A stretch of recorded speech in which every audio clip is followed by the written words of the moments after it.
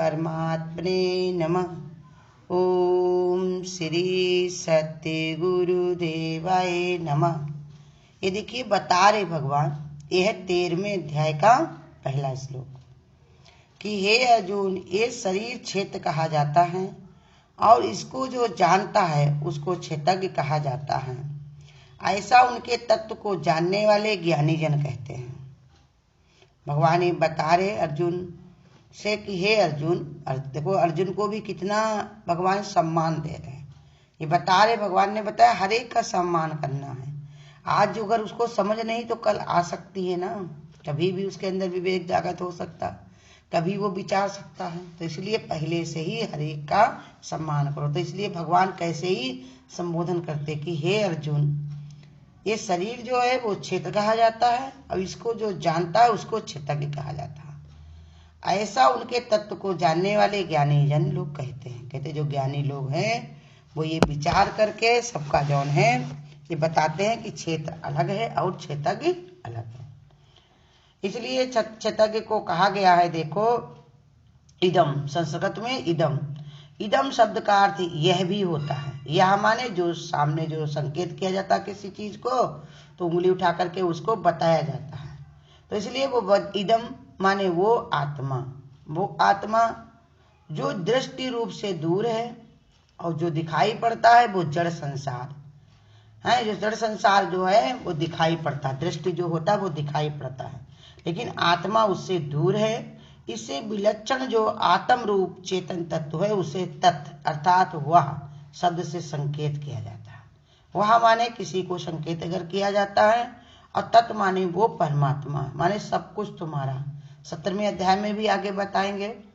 ओम तत्सत, ओम माने सब, ओम का ही आकार है, ओम में ही सारी सृष्टि बनी हुई है, ओम का ही सब आकार है। तत्व माने सब कुछ तुम्हारा, और वही तत्व ओम तत्सत, एक सत्य ही परमात्मा ही सत्य है, अन्यथा और कुछ सत्य नहीं है।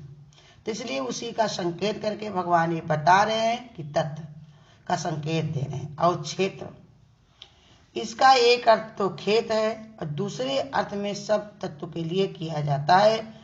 ऐसे तत्व के लिए किया जाता जो अस्थाई नहीं होता, जिसमें प्रतिक्षण क्षय होता रहता। कहते जो क्षेत्र होता है उस तत्व को कह रहे भगवान जो स्थायी नहीं है, जिसमें प्रतिक्षण क्षय होता रहता है।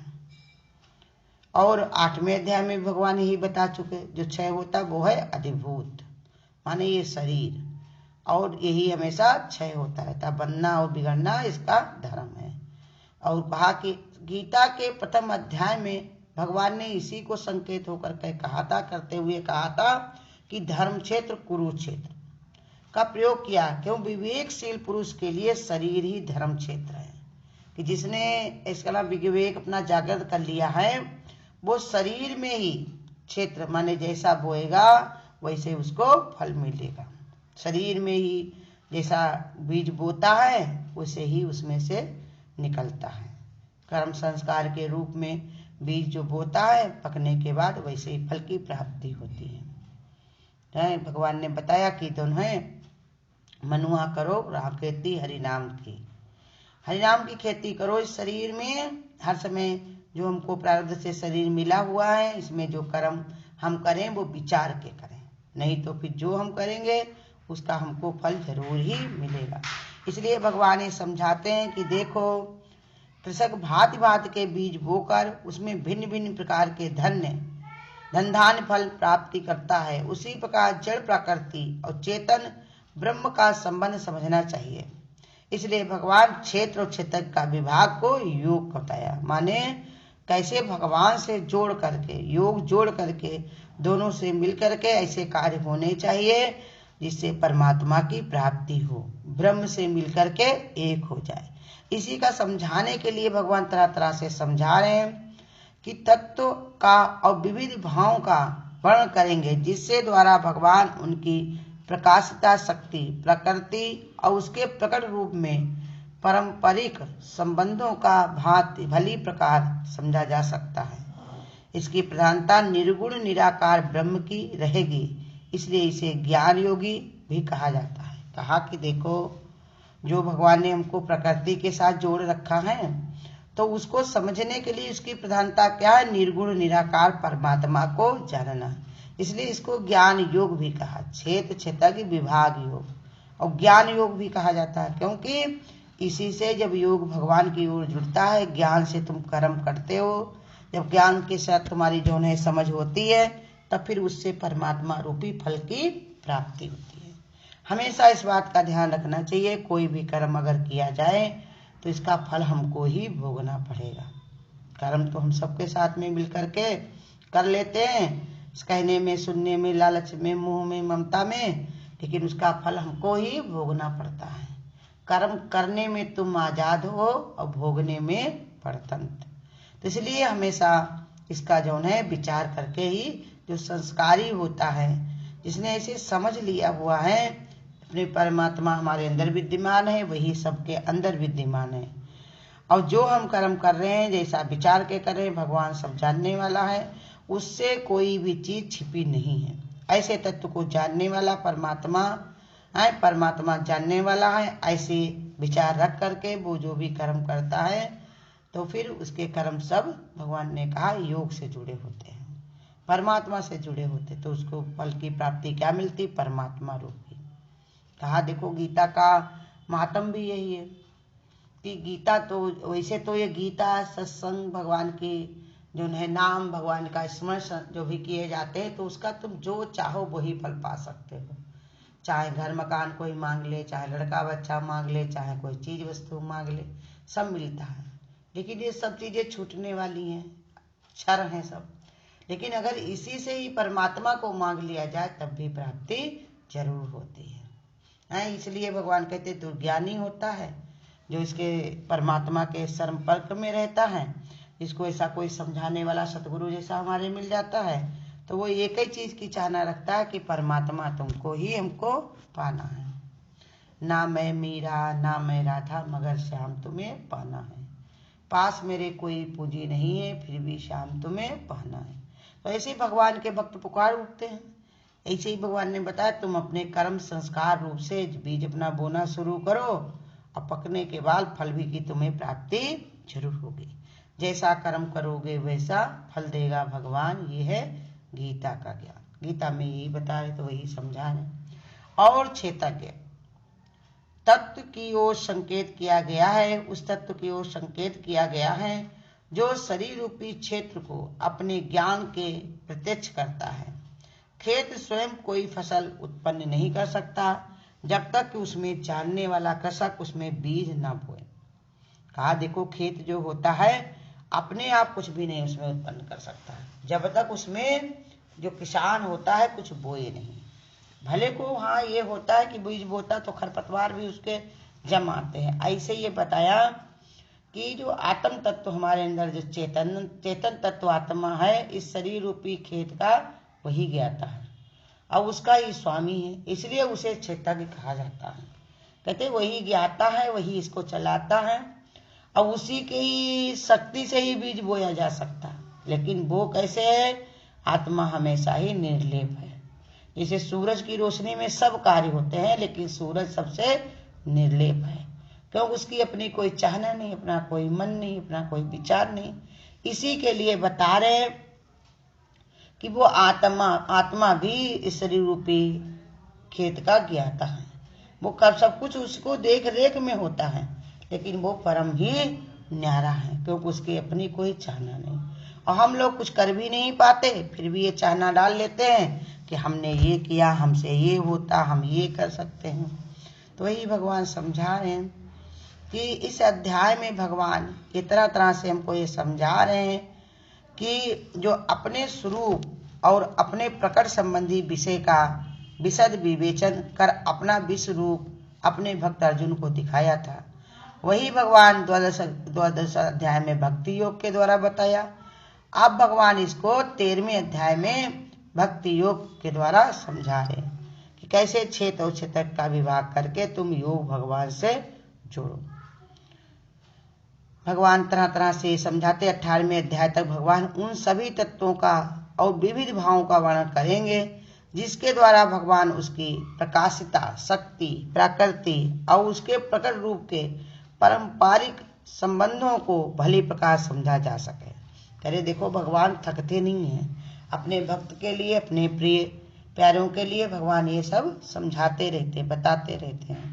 कहते हैं हम तुमको समझा करके मानेंगे, तुम भी कसम खा के बैठो कि हमको समझ में आए, हम वही जीवन अपना बनाएं, न मोह में, न ममता में, न इच्छाओं में, कामनाओं में अपने कार्य में इतनी प्रधानता रखें कि हमारे कर्म कहीं पर हमको बाधा न डालें, हमारे रास्ते को रोके नहीं। हमारे संस्कार ऐसे हों जो हमारे अंदर तो सुधार हो और साथ में जो उसको देखे, जो समझे, उनको भी, उनके अंदर भी सुधार है। जैसे हमारे गुरु ने कितना अपना जीवन जब बनाया तो उनसे मिल करके, उनसे जुड़ करके कितनों ने अपने जीवन को संभाल लिया। तो इसलिए बता रहे कि खेत अपने आप तो नहीं कर पाता है, लेकिन उसमें जो कृषक भांति भांति के बीज बोकर उसमें भिन्न भिन्न प्रकार के धन धान्य अर्थात फसल पैदा करता है, उसी प्रकार जड़ प्रकृति और चेतन ब्रह्म का संबंध समझना चाहिए। इसलिए भगवान इसको क्षेत्र क्षेत्रज्ञ विभाग योग भी रखा है, क्योंकि दोनों को स्पर्श करने के लिए भगवान ने इसको समझाया हुआ है। ये बताकर भगवान कहते हैं जो ज्ञानी पुरुष हैं वे इस प्रकार शरीर को और अपने स्वामी आत्मा को अलग अलग जानते हैं। कहते जो ज्ञानी हैं, जो समझदार हैं, उनको जैसे बताया गया उसको मान लेते हैं और आगे बताएंगे, परंतु जो अज्ञानी हैं वे शरीर में ही आत्म बुद्धि रखने के कारण शरीर को ही अपना रूप समझते हैं, शरीर में ही फंसे रहते हैं, जबकि वास्तव में जीवात्मा इस शरीर में बिल्कुल ही भिन्न एक सत्ता है। इस अज्ञान के कारण वे शरीर के जन्म से अपना जन्म और इसके मरण से अपना मरण मान बैठते हैं। कहते जो शरीर में ही फंसे रहते हैं तो इन्हीं को जन्म और मरण में अपने को मान लेते हैं। कहते देखिए ये शरीर जब तक है तब तक बढ़िया आराम से हम खा रहे, पी रहे, ऐश कर रहे, आराम कर रहे हैं, और शरीर छूट जाएगा तो मर जाएंगे, सब छोड़ देंगे। लेकिन ज्ञानी जन ये नहीं जानते। ज्ञानी जन तो अपने मानते हैं कि आत्मा अजर अमर अविनाशी है, होती प्रलय इस विश्व की मेरा न होता नाश है। जो ये नाश दिखाई पड़ता है वो शरीर का है, ये जो हमने अपने प्रकृति बनाई उसका है, लेकिन आत्मा का कभी नाश नहीं होता। इसलिए रोज गुरु हमको सिखाते हैं कि तुम अपने को कैसे पहचानो, आत्म तत्व से। हमारा आत्मा सच्चिदानंद मैं हूँ, शिवोहम शिवोहम शिवोहम शिवोहम। अपने रूप को पहचानो जिसको कभी मरना नहीं है, कभी थकना नहीं, कभी रुकना नहीं है। शरीर हमारा जो है इसको हमेशा आराम चाहिए, लेकिन हमारी आत्मा को हमेशा निरंतर प्रवाह चाहिए। माने प्रवाह माने हमसे बहता पानी निर्मला, रुके तो गंदा। हमेशा ही हमारे विचार उपराम होने चाहिए। जैसे निर्मल ज्योति जो होती जलती है वो परम ऊपर की ओर ही रहती है, ऐसे ही हमको हमेशा अपनी उद्गति की ओर विचार करना चाहिए कि देखो कि हम कहाँ से आए हैं, कहाँ पे हमको जाना है और कहाँ पर हमको क्या करना है। जैसे हम जब तक हमने भूले बैठे हुए हैं कि हमको कहीं जाना नहीं, यही संसार में आराम से खाएंगे, पिएंगे, ऐश करेंगे, लेकिन भगवान कहते हैं एक ना एक दिन तुमको चलना ही पड़ेगा। दुनिया में इतने ज्ञानी ध्यानी ऋषि मुनि सब आए, लेकिन एक ना एक दिन उनको भी अपना समय होने पर उनको भी निकलना पड़ा शरीर को छोड़ करके।